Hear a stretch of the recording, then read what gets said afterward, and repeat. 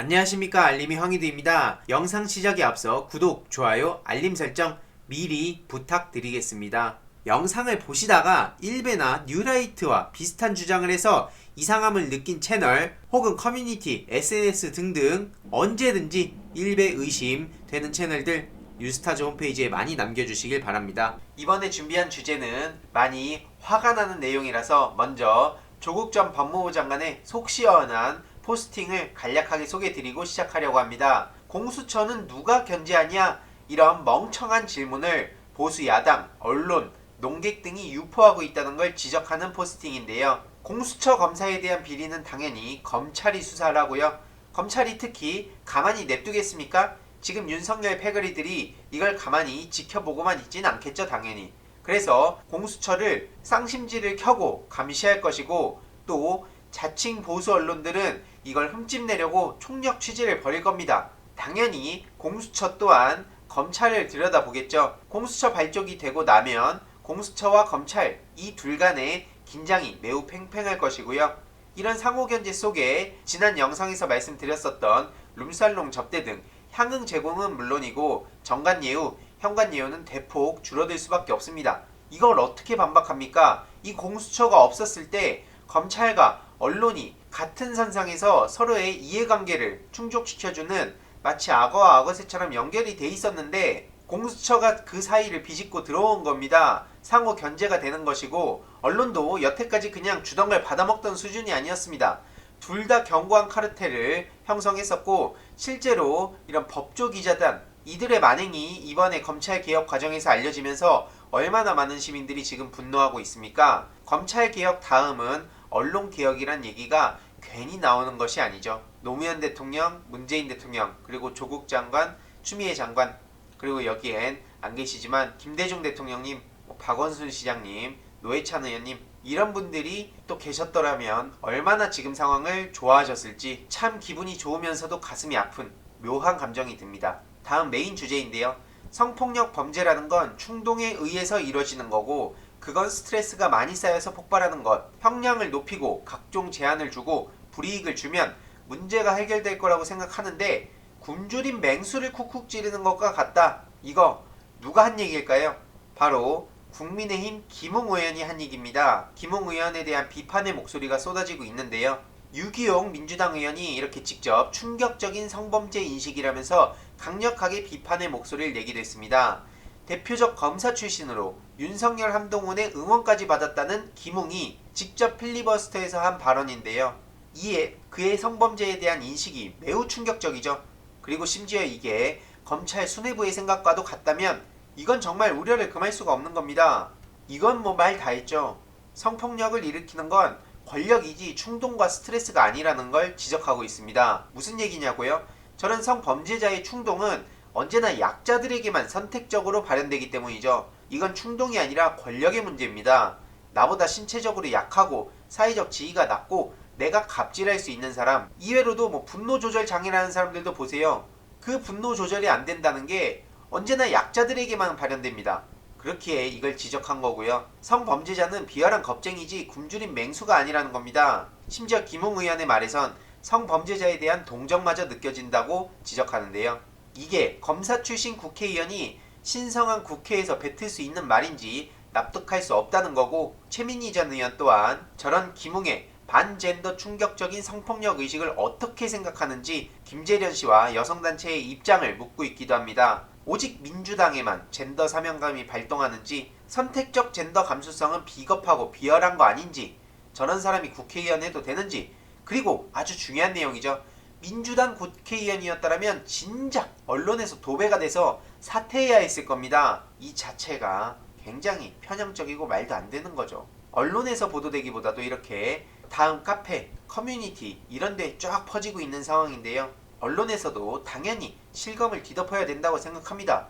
시대착오적 인식관을 갖고 있는 국민의힘 의원, 심지어 검사 출신의 국회의원이 이런 의식을 갖고 있다는 게 말이 되는 겁니까? 그래서 이후에 이렇게 김웅의 필리버스터 발언이 논란이 됐다는 게 보도가 되기도 했는데요. 이런 상황에 김웅 씨의 해명글이 올라온 게 있어서 한번 보러 갔습니다. 내용을 요약해보니까 따끔한 질책을 받았다는데 그러더니 갑자기 민주당에서 일부분만 뜯어내서 확산시키는 걸 보고 매우 화가 났다는 겁니다.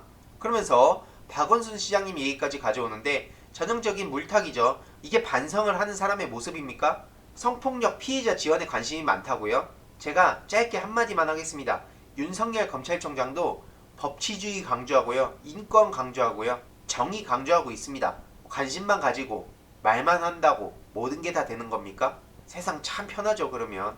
저렇게 필리버스터를 통해서 국민의힘 의원들의 민낯이 제대로 속속히 드러나니까 얼마나 국민의힘 측에선 지금 민주당이 필리버스터를 강제적으로 종료시키길 바라겠습니까? 그럼 또 신나게 투쟁하는 모습을 연출할 수 있었을 텐데요. 오랜 시간 동안 자기의 이야기를 하는 거다 보니까 자기의 깊은 내면에 있는 얘기까지 아무렇지도 않게 나올 수가 있습니다. 평소에 가지고 있던 의식이 자연스럽게 드러날 수밖에 없는 것이고요. 그러면서 막 이런저런 얘기하더니 본의와 달리 전달된 것 같으며 죄송하게 생각한다고 하는데요. 그러면서 또 민주당을 비난합니다. 다른 것도 아니고 민주당에서 그걸 호도하는 건 어이가 없다고요? 빌미를 제공한 것 같아 스스로 화가 난다고요? 이게 사과하는 사람의 자세입니까? 빌미를 제공한 게 아니라 본인의 깊은 내면에 있는 의식이 드러난 거겠죠. 발각된 거겠죠. 이후로도 계속 추가적인 입장을 냈는데 하도 기가 차서 김웅씨 페이스북이 아니라 언론을 통해 가져와 봤는데요. 자기 당 성범죄에 대해 반성이나 하고 비판하라면서 반발했다 그러고 심지어 부산시장, 서울시장 최근 구의원 관련된 얘기를 하면서 또 물타기를 시도하는데요. 박원순 시장님 얘기 확정된 게 나온 게 있습니까? 이에 강선우 민주당 대변인 또한 검찰 부장검사까지 지낸 김웅 의원의 인식 수준이 참으로 저급하기 짝이 없다고 강력하게 비판했고요. 네티즌들 또한 그간 이 국민의힘 계열의 저런 범죄들에 대해서 왜 외면하고 있는지 훨씬 더 많습니다. 민주당에서도 당연히 이런 범죄가 일어나면 그건 잘못된 겁니다. 보수, 진보, 좌파, 우파 이런 거 없죠. 저런 성범죄에 대해선 단호한 책임을 져야 되는데 김웅 씨는 또 이걸 가지고 본인의 잘못을 반성하기는커녕 사과하는 척을 하고 본질은 또 민주당을 향해 총구를 겨누고 있는 거죠. 적어도 저는 저게 사과하는 사람의 자세로 보이지 않습니다. 진정성도 하나도 안 느껴지고요. 최근 진중권 씨도 윤석열 징계위가 합법이면 한일 합방도 합법이라면서 징계위원 5명을 신을사오적이라고 명했는데 약발 다 떨어졌죠. 욕만 먹고 있습니다. 굳이 이 사람의 내용을 제가 다룰 필요도 없지만 친일 역사를 바로잡다는 차원에서 이 얘기는 더 많은 분들이 아셔야 될 것 같아서 가져왔고요. 네티즌들의 어마어마한 비판의 목소리를 보더라도 얼마나 헛발쳤는지는 쉽게 알 수 있고요. 교묘한 가짜뉴스들이 퍼지고 있어서 그 내용을 좀 가져와 봤습니다. 공공임대주택 찾은 문재인 대통령 13평 투룸에서 한 말은 이런 식으로 보도가 돼서 이 부분이 핵심인데요. 신혼부부의 아이 1명이 표준이고 어린아이 같은 경우에는 2명도 가능하겠다. 이걸로 인해서 많은 비판의 목소리들이 이어졌었습니다. 이렇게 네티즌들이 분노하고 있다 이런 보도까지 이어지고 있는데요. 청와대 강민석 대변인의 사실관계에 관련된 알림을 가져와 봤습니다. 일부 기사 제목들만 보면 4인 가족도 살겠다, 아이 둘도 키우겠다 이런 식으로 발언한 것처럼 나오고 있지만 그건 사실이 아니라는 거고요. 변창흠 LH 사장이 설명을 하던 과정에 문재인 대통령께서는 오히려 질문을 하신 거고요. 이어지는 대화에서 다자녀 가구를 위해 더 넓은 중산층 거주가 가능한 임대주택이 필요하다고 강조하시기도 합니다. 한마디로 실제 발언 및 발언 취지와 완전히 다른 제목으로 지금 제목 장사를 하고 있는 것을 알 수 있었고요. 실제로 이렇게 KTV 문워크 내용을 보시면 다 나옵니다. 이렇게 직접 방이 좁긴 합니다만 아이가 둘 있으면 위에 1명 밑에 1명 줄 수 있다 이렇게 상황 설명을 하자 문재인 대통령께서 다시 되묻는 장면이 나오거든요. 이후로 예라고 대답하는 장면도 나오고 혹시 못 보신 분들은 직접 이 영상을 보시면 무슨 얘기인지 쉽게 이해할 수 있습니다. 그래서 대통령께서는 주거에 대해서 계속 관심을 가지고 특히 저도 청년정책조정위 활동을 하면서 청년 관련된 주택에도 정부에서 굉장히 관심을 많이 가지고 있다는 걸 쉽게 알 수 있는데 그 과정이 물론 험난합니다. 무작정 청년들의 뜻만으로도 들을 수도 없는 거고요. 언론에서 이걸 어떻게 보도하느냐가 되게 중요한 건데 지난번에 호텔 거지라든지 이런 식 악의적 프레임을 씌워가지고 계속 문재인 대통령을 비난받게 만들고 있습니다. 이러니까 언론개혁 얘기가 나오는 거고요. 또 지난 영상에서 최강욱 열린민주당 대표 관련된 내용을 다뤘었는데 언론에서 계속 윤석열 출마 금지법이라면서 프레임을 씌워서 공격을 하고 있죠. 이에 직접 입장을 밝히기도 했는데 이 법안을 준비한 결정적 사유라며 이 기사를 가져옵니다. 전두환 회고록 출간서 사자명예훼손 1심 선고까지. 그래서 최강욱 대표가 참고하라고 했던 그 날짜를 보면 2019년 5월 8일 전두환 불출석 허가가 나고요. 이후로 1월 10일에 재판장 장동혁 판사가 사직하고 4.15 총선에 출마합니다. 3개월 뒤에 바로 총선에 출마하는 거죠. 그래서 민주당 조승래 의원과 이렇게 붙게 됐고요. 결론은 조승래 의원의 승리였습니다. 이래서 최강욱 대표가 저렇게 법안을 준비하게 된 거라는 걸 직접 밝힌 겁니다. 그 개인을 겨냥한 게 아니라는 거죠. 윤석열은 그 집단 내의 한 명에 불과합니다. 이게 본질이고요.